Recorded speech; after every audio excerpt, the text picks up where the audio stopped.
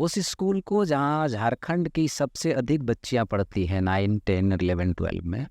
जैसे कोई बच्चा अनवांटेड साइट्स, अनवांटेड टॉपिक को सर्च करे, वो सीधे एक ओटीपी उसके पेरेंट्स के पास जाए और जब वो ओटीपी आएगा तभी वो साइट खुले। दुनिया यहाँ आ चुकी बट ये नहीं कर रही है।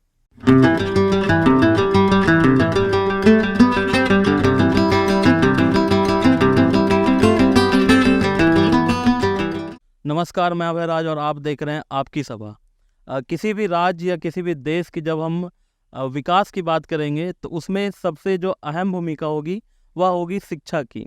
झारखंड वर्तमान में ऐसा राज्य है जिन्होंने अपनी जो शिक्षा का जो बजट है वो सबसे अधिक बढ़ाया है। एक प्रोजेक्ट चलाया गया था सीएम के द्वारा, जिसमें झारखंड के 80 स्कूलों को सीबीएसई से मान्यता प्राप्त कराई गई और सीएम स्कूल ऑफ एक्सीलेंस नाम दिया गया। इसी क्रम में हमारा जो जिला है गिरिडीह, इसमें 4 स्कूलों को इसके अंतर्गत रखा गया है। उसमें हम आज बैठे हैं +2 सर जेसी बोस हाई स्कूल में। ये गर्ल्स हाई स्कूल है। तो आज हम मिलवाने वाले हैं आपको इस स्कूल के प्रिंसिपल सर से, जिनका नाम है मुन्ना प्रसाद कुशवाहा। हम आज सर से जानेंगे कि एक विद्यालय को उत्कृष्ट बनाने में कितनी मेहनत लगती है और क्या क्या करना पड़ता है। तो सर, स्वागत है हमारे इस चैनल। जी बहुत बहुत धन्यवाद। मेरी ओर से, मेरे पूरे विद्यालय परिवार की ओर से आपके इस चैनल को भी धन्यवाद। और आपके जो व्यूअर्स हैं वो निश्चित रूप से जन सरोकार से जुड़े बातों को, मुद्दों को लगातार इस प्लेटफॉर्म पर देख रहे हैं, उनको भी विद्यालय की ओर से बहुत धन्यवाद। जी सर, हम विद्यालय के बारे में बात करेंगे। हम पहले आपसे शुरुआत करते हैं। हमने आपको एक शिक्षक के तौर पर यहाँ देखा है और अभी आप वर्तमान में यहाँ के प्रिंसिपल हैं।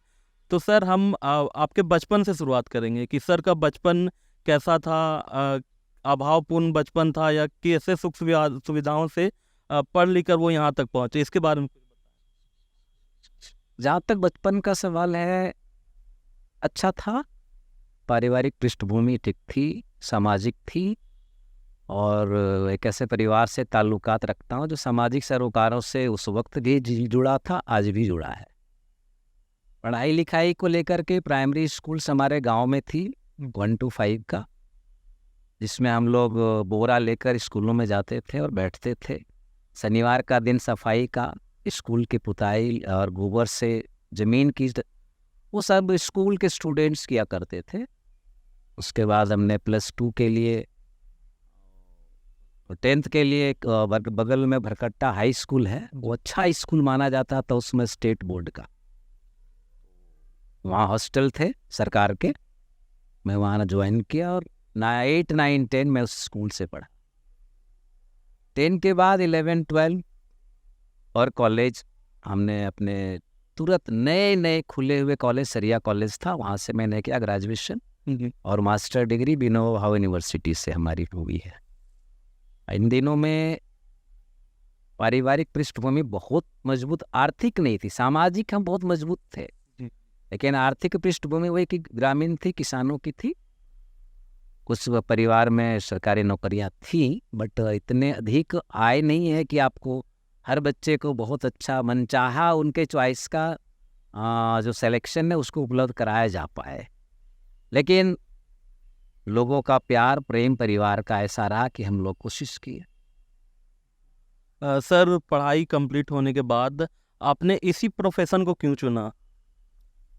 और इसके लिए एक मैं समझ पाता हूँ कि एक लोगों की चाह होती है, इच्छा होती है। बहुत सारे प्रोफेशन है दुनिया में, बट मैंने देखा था अपने स्कूल को, मिडिल स्कूल में एक मिश्रा सर हुआ करते थे हमारे, धोती पहनते थे। और उसके बाद मैं जब हाई स्कूल गया तो मैंने देखा हमारे इंग्लिश के टीचर हुआ करते थे गजेंद्र बाबू। ये 2 टीचर्स को मैंने निश्चित रूप से अपने रोल मॉडल के रूप में देखा। उनके जो क्रियाकलाप थे स्कूलों को, उनकी जो पढ़ाने की तकनीक थी, और सबसे बड़ा बच्चों से जो लगाव था, अपनापन, तो कहीं ना कहीं उस वक्त मुझे 7th में ये लगा था कि हमको टीचर बनना है। और हो सकता है वो जीन, वो असर लगातार चलता रहा और मैंने इस प्रोफेशन की ओर कदम बढ़ाया। जब मैं ग्रेजुएशन के लिए कर रहा था उस बीच में मुझे लगाव था, तो मैं कोचिंग्स और घरों में पढ़ाया करता था बच्चों को। 30-30, 40-40 बच्चे पढ़ते थे। उसी बीच में सरकारी नौकरियों की भर्तियां कम हो गई, बिल्कुल हमारे दौर में बहुत कम था। हमने सोचा क्या करना है। एक अच्छा सा स्कूल उस वक्त लॉन्च हुआ था हजारीबाग में, नमन विद्या, CBSE की वर्ल्ड क्लास फैसिलिटी के साथ। मौका मिला, उसमें सिलेक्शन हो गया और फिर वहाँ से इसी प्रोफेशन को कंटिन्यू आगे करते चले गए। जी सर, एक एज अ सरकारी जो टीचर है, उन उसमें आपका सबसे पहला पोस्टिंग किस स्कूल में हुआ?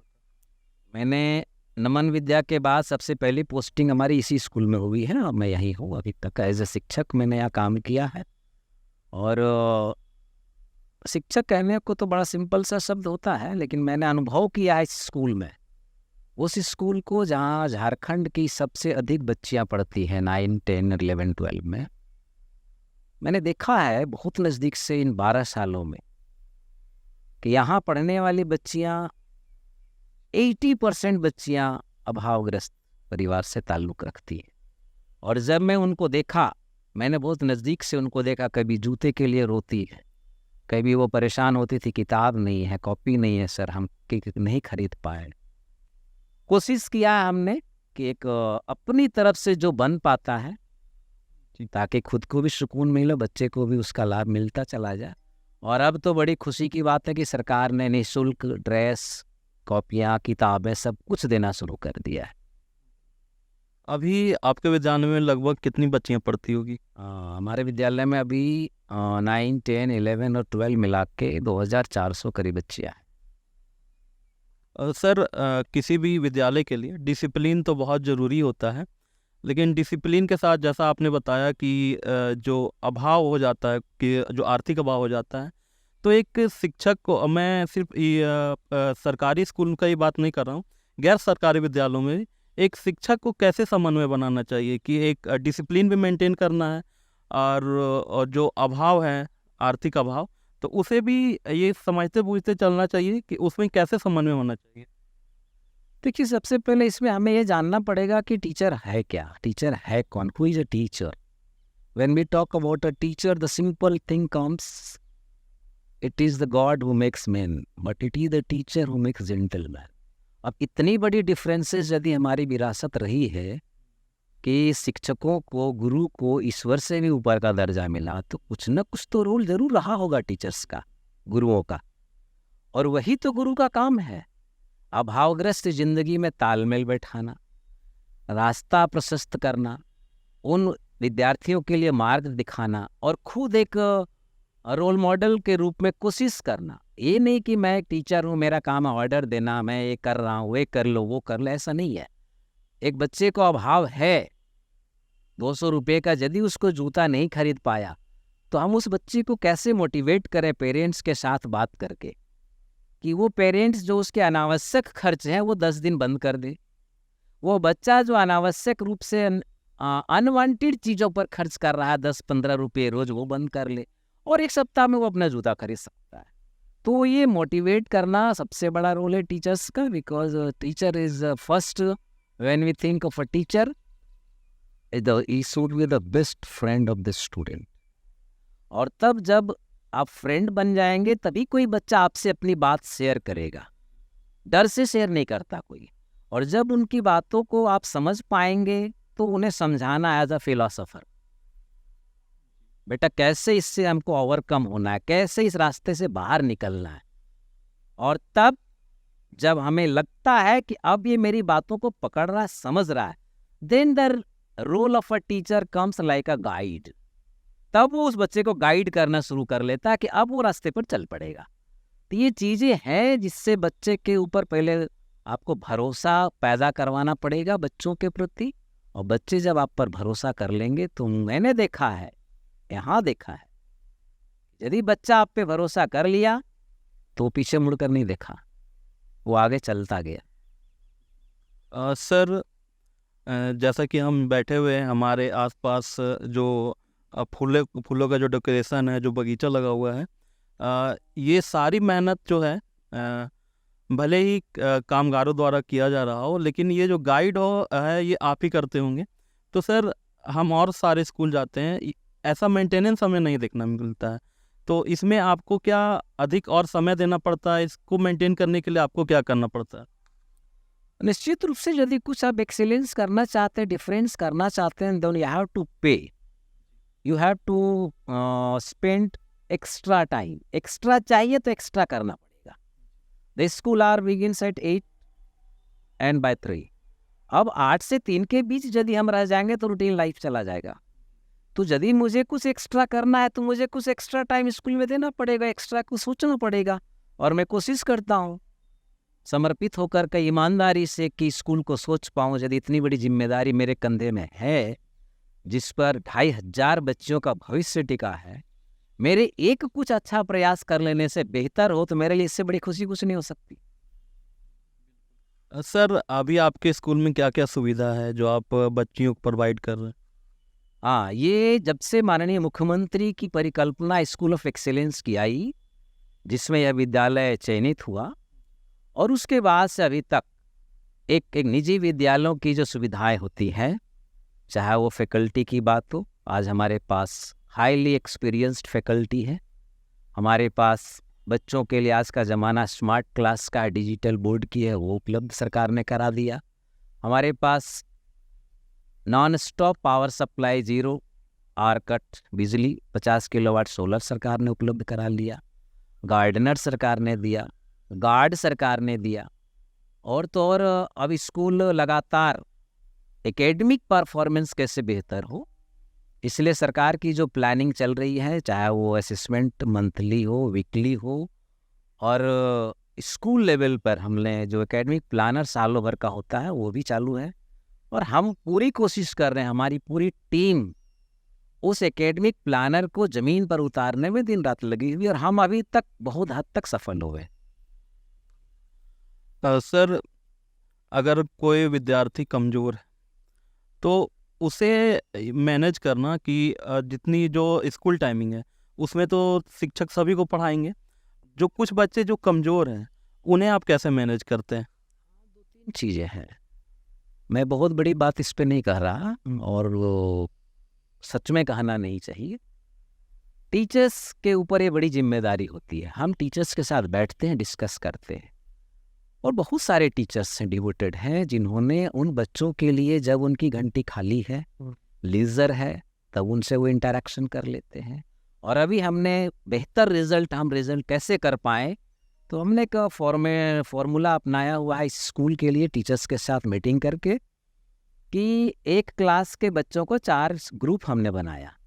एक ग्रुप किया है जो स्टूडेंट्स हमारा 40% तक स्कोरिंग कर रहा है, उसको एक जगह हमने बैठाया रहा।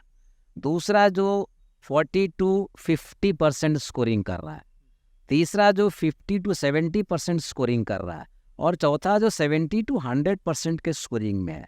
तो अभी हमने ये तैयार कर लिया है और इस पर काम जारी है, और मुझे उम्मीद है कि जो 80% वाले बच्चे वो 90 में जाएंगे, और जो 40 वाले हैं वो 50 में जाएंगे। तो इससे सहूलियत ये मिल रही है, एक क्लास में हर तरह के बच्चे हैं, और हमने ये जो ग्रुपिंग किया अभी थोड़ा सा बेटर रिजल्ट के लिए, पूरे थ्रू आउट एकेडमिक हमारा ये नहीं है, हमने रिजल्ट मैट्रिक का और बेहतर कैसे हो इसलिए किया है, और उम्मीद है कि अच्छा रिजल्ट बच्चों के लिए मिलेगा। सर आप बच्चों के लिए काफ़ी मेहनत कर रहे हैं। एक चीज़ पूछना चाहते, एक समझिए आजकल के जो छात्र हैं उन पर एक आरोप भी लगा दिया जाता है कि पहले के छात्र अलग थे, अभी के छात्र अलग है, बिहेवियर को लेकर या टीचर के रिस्पेक्ट को लेकर। तो आप इसके बारे में बताइए कि आपको क्या महसूस होता है, पहले के छात्र और अब के छात्र में क्या अंतर है? देखिए, छात्र वही है, भारत की माटी वही है, गेहूं, चावल, दाल, पानी सब वही है, और टीचर भी वही है। अब ये बड़ा गैप क्यों हुआ है? जी, ये गैप के पीछे जो कारण है, हमें उसके प्रति जाना पड़ेगा, और ये छोटी चीज़ नहीं है, एक बहुत बड़े रिसर्च का विषय है कि ये चीज़ें आज परिवेश में क्यों हैं। सिंपल तौर पर हम देख लें तो इसके पीछे सबसे बड़े जिम्मेदार यदि कोई है, पहला तो पेरेंट्स। एक पेरेंट्स यदि अपने बच्चे को दिन के 24 घंटे में 24 मिनट नहीं दे सकता, वो पेरेंट चाहता है कि हमने अपने बच्चे को वर्ल्ड क्लास स्कूल में भेज दिया, मेरी ड्यूटी ओवर। तो एक पेरेंट 2 बच्चों को 40 मिनट का समय एक दिन नहीं दे सकता। तो एक स्कूल में जहां एक सेक्शन में 50-70 बच्चे होते हैं, एक टीचर 70 बच्चे को कितना टाइम देके उसको सुधार सकता है। तो मेरा सीधा कहना है कि जो काम घरों में होना था, आज वो काम नहीं हो रहा है, बहुत कम हो रहा है। और इसका परिणाम उन बच्चों का खराब, और उसके साथ सामाजिक परिवेश, जैसा अभी आपने कहा बदल गया सिनारियो कुछ नहीं बदला, हम बदले।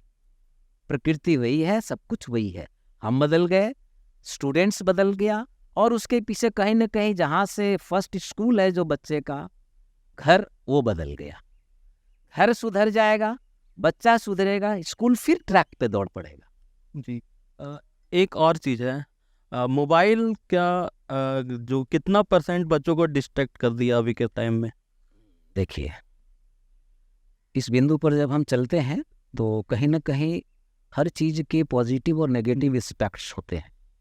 हमने जब विज्ञान बनाया, एटम बम बना, एटम आया, उसकी खोज हो गई, तो ये परिकल्पना थी कि इसका सदुपयोग कर लेंगे, लेकिन हिरोशिमा पर गिराकर उसका दुरुपयोग किया गया। अब वो एटम बम का दोष है या उस एटम बम का उपयोग करने वाले या दुरुपयोग करने वाले की जिम्मेदारी बनती है? तो हमने यदि कुछ बनाया है, मोबाइल बनाया, बहुत अच्छी चीज, आज दुनिया मुट्ठी में, गूगल बाबा बोलते हैं इसको, सब कुछ है इधर। अब बट ये डिपेंड कर रहा ना कि हम कैसे यूज कर रहे हैं, और यूज, हाउ टू हैंडल, इसकी ट्रेनिंग नहीं है। यदि इसकी प्रॉपर ट्रेनिंग हो, घरों में हो, स्कूलों में हो, सोसाइटी में हो, और तो और मैं तो ये समझ पा रहा हूँ कि आज दुनिया यहाँ तक पहुँच जा चुकी है कि हर मोबाइल पे एक पासवर्ड हो।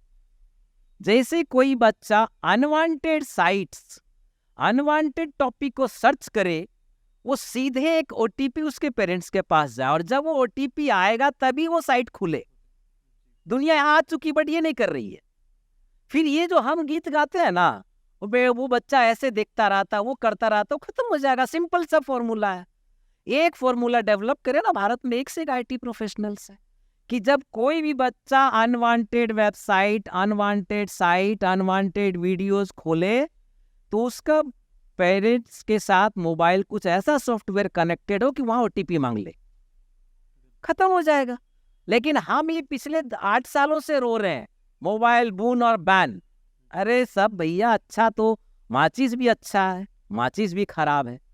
खाना पकाएंगे लकड़ी जला के तो अच्छा है, पड़ोसी का घर जला देंगे तो खराब है।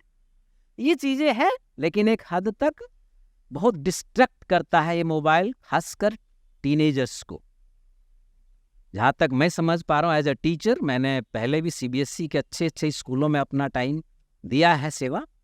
एज अ टीचर, क्लास 12 तक किसी बच्चे को मोबाइल की जरूरत नहीं है, यूट्यूब की जरूरत नहीं है। उसके पास जो बुक्स है, these are the best friend. उस बुक्स से उसको ऑथेंटिक जानकारी मिल रही है, कम समय में अच्छी जानकारी मिल रही है। यूट्यूब हम खोलते हैं, फोटोसिंथेसिस, तो 15 लोगों का आंसर आता। अब हम 15 लोगों का आंसर देखते रहेंगे, और उसमें कौन बेस्ट है उस बच्चे को नहीं पता। इसीलिए 12 तक तो किसी कीमत पर बच्चों को नहीं देना है, नहीं देना भी चाहिए, बट आज फैशन का दौर है। अंत में एक सवाल नहीं, आपसे एक सुझाव मांगते हैं कि 10वीं और 12वीं की बोर्ड आने वाली है, तो आप उन सभी छात्रों को क्या सुझाव देंगे बोर्ड के रिगार्डिंग? झारखंड बोर्ड में 10वीं और 12वीं में जितने भी शामिल होने वाले छात्र हैं झारखंड के, मैं सबों से आग्रह करना चाहूँगा, उनसे हाथ जोड़कर विनती करूँगा, झारखंड सरकार की जो JCERT की टीम है, पहली बार बहुत उम्दा नोट्स चैप्टर वाइज हर स्कूल को, हर टीचर को उपलब्ध कराया। अभी 10 दिन नहीं हुए, तो मैं कहूँगा, आप जो आपने कर लिया वो कर लिया। अब आपके पास जो 1-1.5 महीने का वक्त है, आप उस जो कंप्लीट पैकेज नोट्स है, that will ensure 100% scoring. I have gone through it. आप उस पे खो जाए, और बाकी का जो वक्त आपके पास बचता है, वो जो NCERT की बुक सरकार ने दी वहीं रहे। ये गाइड वुड, दुनिया प्रैक्टिस सेट, उस सब के चक्कर से बाहर रहे, खुद का प्रैक्टिस बैठकर 3 घंटे करें घर में। मॉडल सेट बनाए, जैक ने परसों ही जारी कर दिया मॉडल प्रैक्टिस सेट, उसको आप बनाएं और बाकी से दूर रहें। निश्चित रूप से आप बेहतर रिजल्ट कर पाएंगे। तो आज हम बैठे थे सर के साथ, इन्होंने हमारे छात्रों को बहुत अच्छी सुझाव दी, और जो मोबाइल के लिए हम काफ़ी जो चिंतित रहते हैं अपने बच्चों को लेकर, उनके लिए एक बहुत ही अच्छा सॉल्यूशन भी दिया। अगर आईटी प्रोफेशनल्स अगर हमारे इस वीडियो को देखें तो सर ने जो नसीहत दी है उसमें एक बार काम करने का कोशिश ज़रूर करें। सर का बहुत बहुत धन्यवाद, अपने शेड्यूल से हमें टाइम दिया। धन्यवाद। धन्यवाद, धन्यवाद आपके चैनल। जय हिंद, जय झारखंड, जोहार।